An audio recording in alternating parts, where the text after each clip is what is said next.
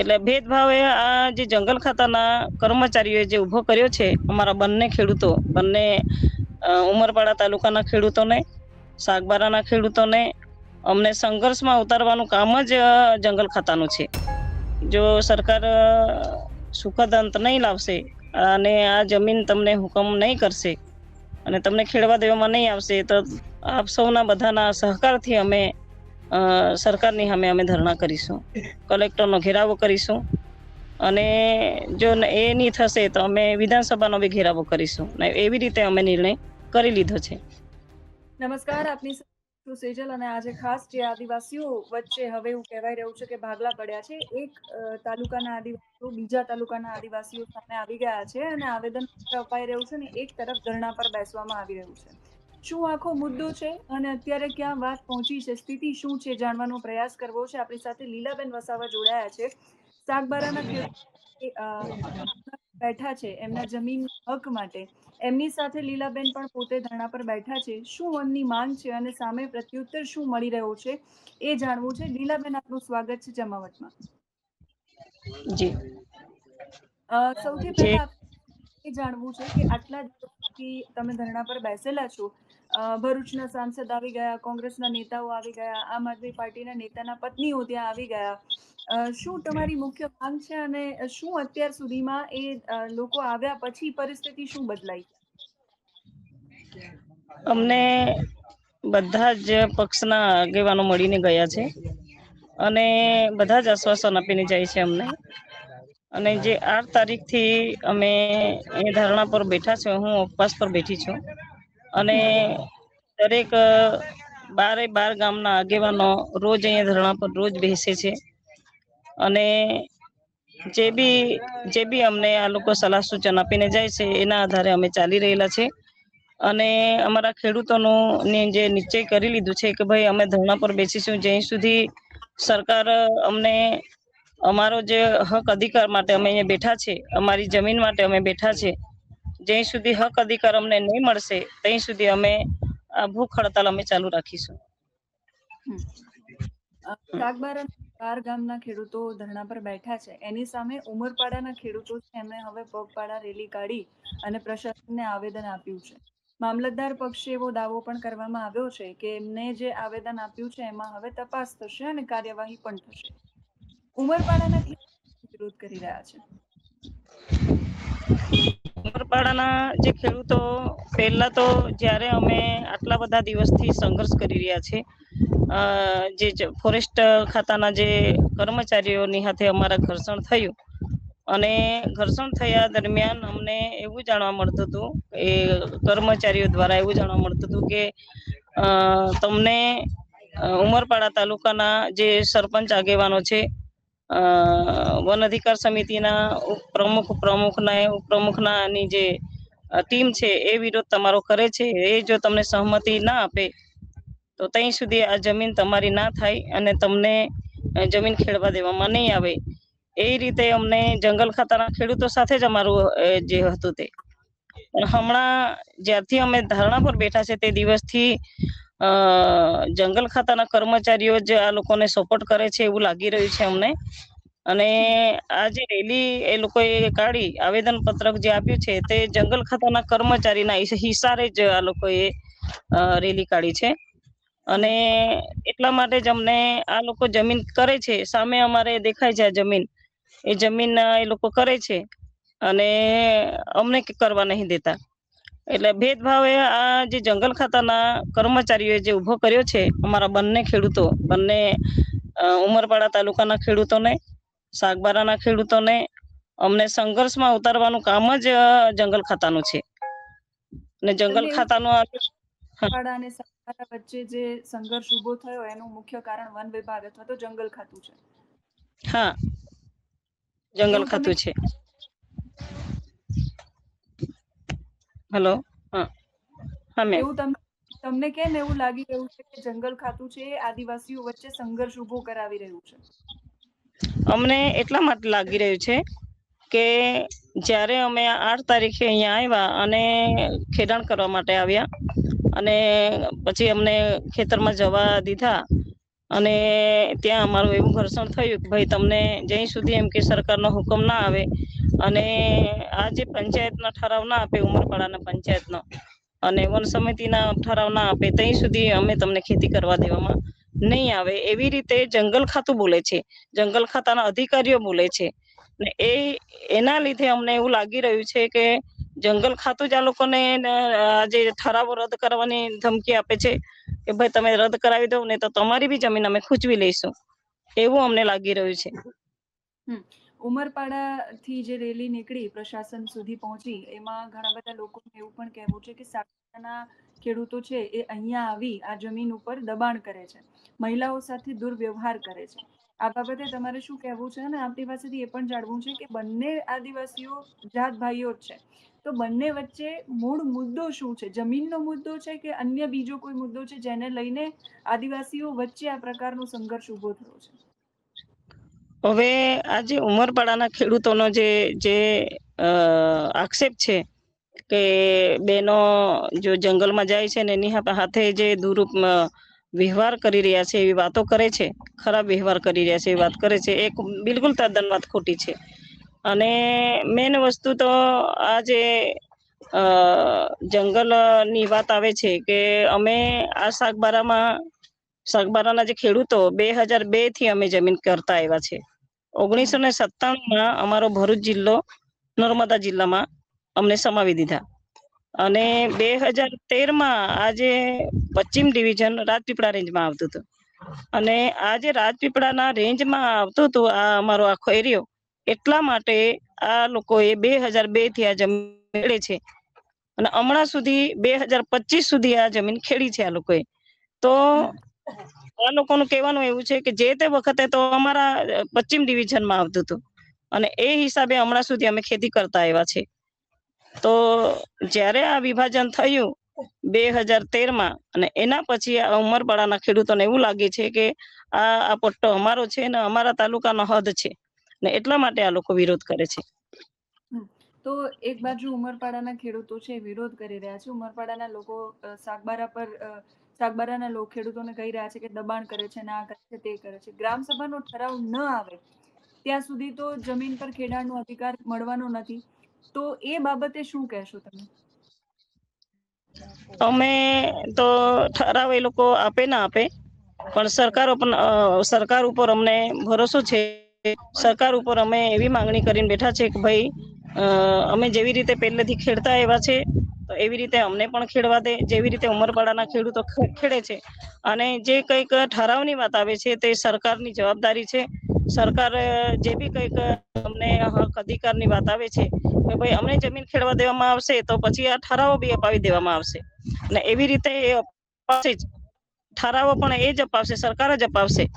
કેમ કે અમને એવું લાગી રહ્યું છે અમારા સાગબારા તાલુકાના જે તે ગ્રુપ ગ્રામ પંચાયતના ઠરાવો પણ સામેલ અમે કર્યા છે અને અમારી બી વન સમિતિઓ છે, વન અધિકાર સમિતિઓ છે ને એમના ઠરાવોના આધારે જ અમે ચાલીએ છીએ અને અમે કાયદેસર જો ચાલી રહ્યા છે કે અમારી જમીન અમને મળવી જોઈએ. ઠરાવ ના આપે એની સાથે અમારે કોઈ લેવા દેવા નથી, જે કરશે તે સરકાર કરશે. ઉમરપાડા ગ્રામસભા ઠરાવ આપે કે ન આપે, તમે કહી રહ્યા છો કે 8 તારીખથી તમે ધરણા પર ઉતર્યા છો, એ બધાની વચ્ચે રાજકીય નેતાઓ પણ ત્યાં આવીને ગયા. ભરૂચના હા સાંસદે એવું મુખ્યમંત્રીએ મને મળવા માટે બોલાવ્યો, દિલ્હી જવાના હતા, અચાનક ગાંધીનગર પહોંચ્યા, એમની સાથે મુખ્યમંત્રીએ વાત કરી. વનમંત્રીને પણ મળવાના પ્રવીણભાઈનું પણ નિવેદન સામે આવ્યું કે બંને પક્ષો સાથે અમે વાતચીત કરી છે અને ટૂંક જ સમયમાં એનો ઉકેલ આવશે. તમારા સુધી તમારા સુધી લીધા હોય લેવાનું વિચારી રહી હોય એવું કઈ તમારા સુધી માહિતી પહોંચી છે?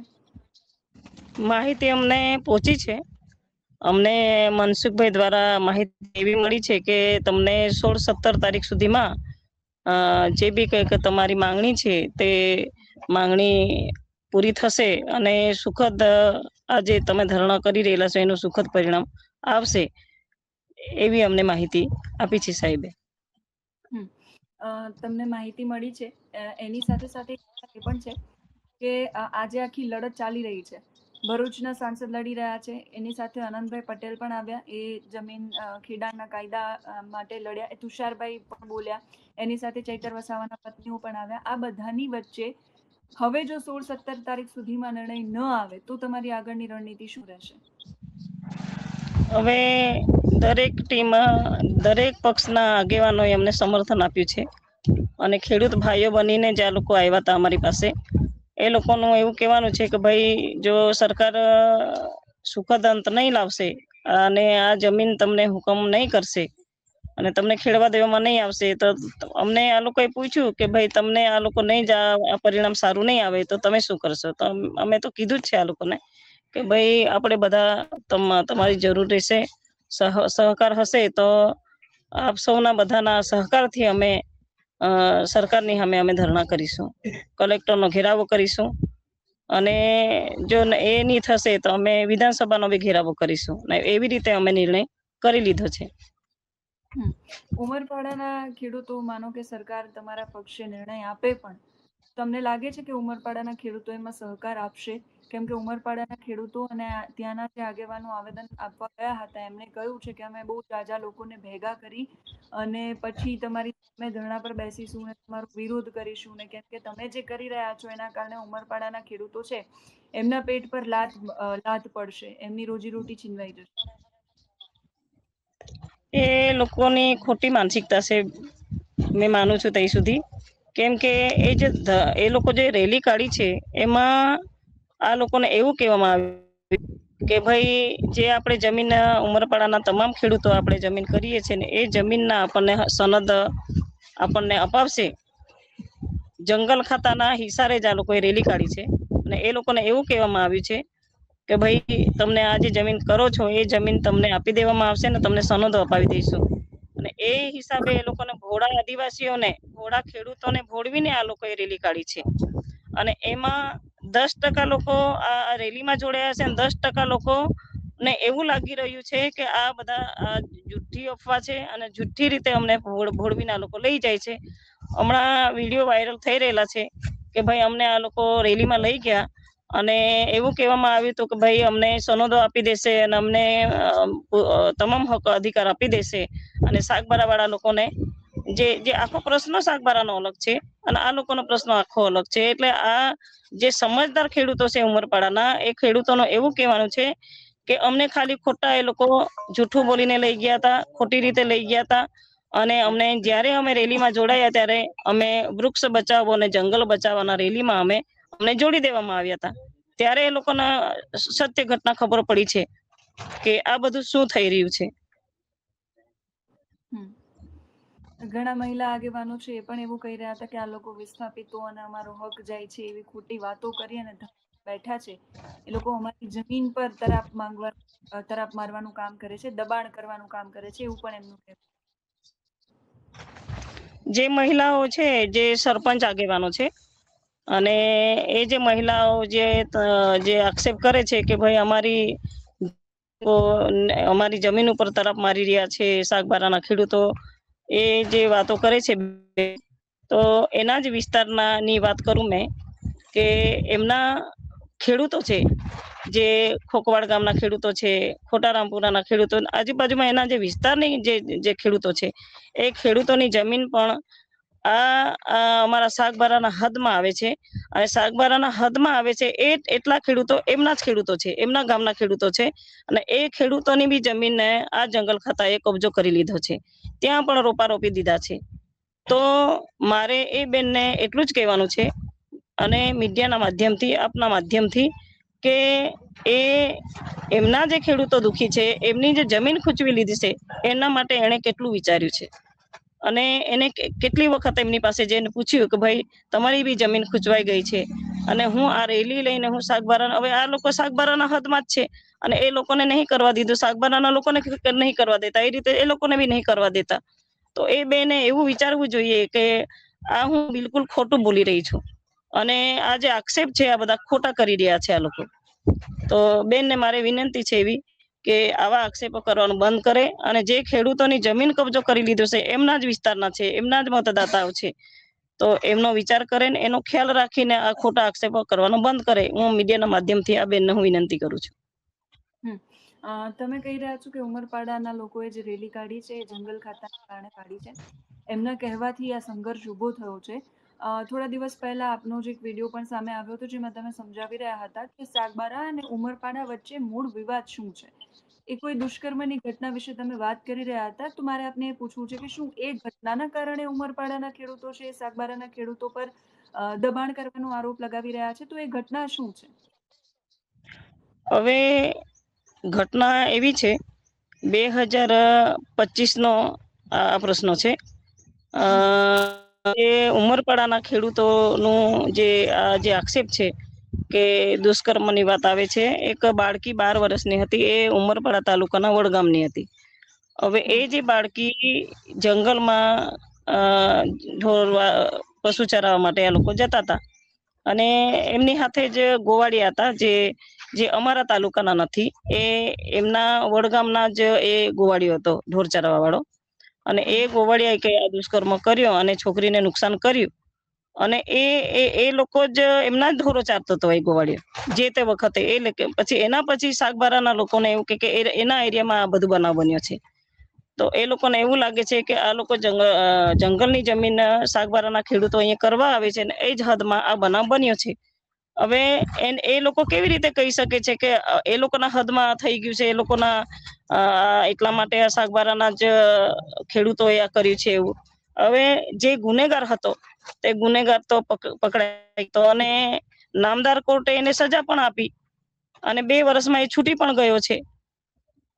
તો અમે બધા એ જે નરાધમે જે બી કંઈક કર્યું તો એની સજા એને મળી જ ગઈ છે. તો આ 2025 થી અમને આ લોકો આ જમીનમાં જંગલ ખાતાને એ લોકોએ ઉકસાવીને પછી એ લોકોને કહી દીધું કે ભાઈ અમારી જમીન અમે કરીશું, પણ સાગબારા વાળા પાસે જેટલી બી જમીન છે એટલી જમીન ઉપર આ જંગલ ખાતા વાળાએ કબજો કર્યો છે. અને આ લોકોના ઈશારે, એકબીજાના ઈશારે અમારી હાથે આ બધું ઘર્ષણ કરાવી રહેલા છે ઉમરપાડાના ખેડૂતો, એવું લાગી રહ્યું છે. અને મેન જે વાત છે કે જે નામદાર કોર્ટે જેને સજા આપી દીધી છે અને તેમ છતાં બી અમને તમામ ખેડૂતોને અમને ગુનેગાર બનાવી દીધા છે, 12 ગામના ખેડૂતોને. તો આ બિલકુલ ખોટું છે. અપેક્ષા એ રહેવાની છે કે સરકાર સુધી આ વાત પહોંચી છે ને એવી પણ માહિતી છે કે સરકાર છે એ સુખદ અંત લાવવાનો પ્રયાસ કરી રહી છે. સાગબારાના હવે અપેક્ષા એ રહેવાની છે કે આવતા દિવસો જે ધરણા કરી રહ્યા છો એનો સુખદ ઉકેલ આવે. તમે અમારી સાથે જોડાયા બદલ આભાર. Thank you. સાગબારા અને ઉમરપાડાના ખેડૂતો, આદિવાસી ખેડૂતો પોતાના હક અને ન્યાય માટે સાગબારાના ખેડૂતો છેલ્લા ઘણા સમયથી પર ઉતર્યા છે. અપેક્ષા એ રહેવાની છે કે સરકારી દિશામાં સાંસદ સાથે તો વાત કરી જ છે, વન પર્યાવરણ મંત્રી સાથે પણ વાત થઈ એવી માહિતી સામે આવી છે. શું ઉકેલ આવે છે આ બંને પક્ષો વચ્ચે ઘર્ષણ ન વધે અને કઈ રીતે આનો નિવેડો આવે એના પર સૌ કોઈની નજર રહેશે. તમે શું માની રહ્યા છો એ કમેન્ટ કરીને કહેજો. અત્યારે આ વિડીયોમાં બસ આટલું જ.